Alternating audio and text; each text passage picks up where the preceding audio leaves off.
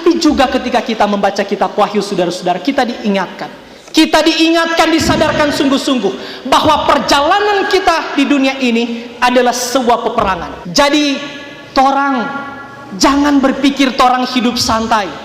Ketika torang telah dilahirkan kembali, ketika torang telah menjadi manusia baru, kita menjadi seperti bayi secara rohani, tetapi secara mental tidak. Secara rohani kita seperti bayi, hidup dalam kesucian, tidak mengenal dosa, bergantung sepenuhnya kepada Allah. Dalam mental tidak. Dalam peperangan ini kita harus sungguh-sungguh bermental baja. Jangan menjadi orang Kristen yang bermental kerupuk. Jangan menjadi seorang Kristen yang bermental pengemis. Jangan menjadi orang Kristen yang bermental masa bodoh. Jangan menjadi orang Kristen yang bermental malas. Kita ini ada dalam peperangan. Tidak ada kemenangan tanpa peperangan. Maka kalau ingin menang, kita harus berperang. Itu juga yang diingatkan di kitab Wahyu. Kita ada dalam peperangan. Tidak mungkin kita mengalami kemenangan kalau kita tidak mau berperang. Di dalam peperangan tidak ada bayi. Dalam peperangan hanya ada prajurit. Dan kalau ingin menang, jangan pernah berpikir untuk mundur. Jangan pernah berpikir untuk berhenti. Orang Kristen mesti sadar ini. Jangan menjadi orang Kristen yang berfoya-foya, berleha-leha. Kita tahu peperangan kita besar, baik peperangan jasmani maupun peperangan rohani.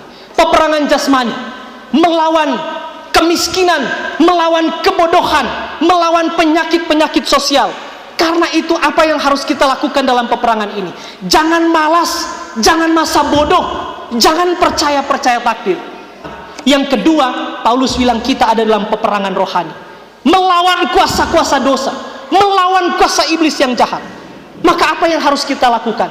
Hiduplah dalam pertobatan yang sungguh-sungguh. Jangan lagi ada pertobatan yang pura-pura. Ketika kita mendengarkan firman, anggaplah itu sebagai suara Tuhan terhadap kita. Banyak orang Kristen telah menjadi tumpul pikiran mereka.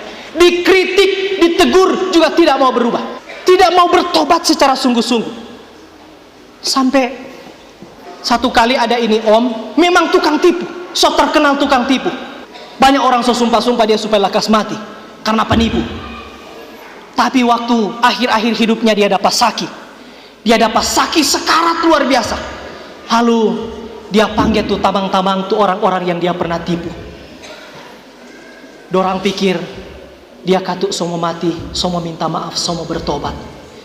Jadi betul waktu kumpul kamar tuh orang-orang pernah dia tipu.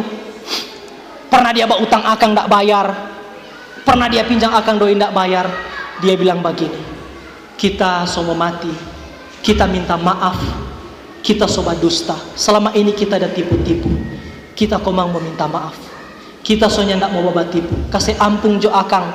Kong kita mau bilang, semua tuh kita ada tipu-tipu pengoni, kita ada simpang.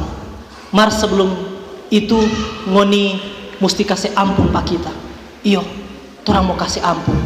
Kita pe pesan, kita pe wasiat, kita pe peninggalan terakhir ada kita simpang, tada taruh di peti di belakang rumah dekat pohon pisang. Nanti kalau kita so mati baru ngoni pilih ya.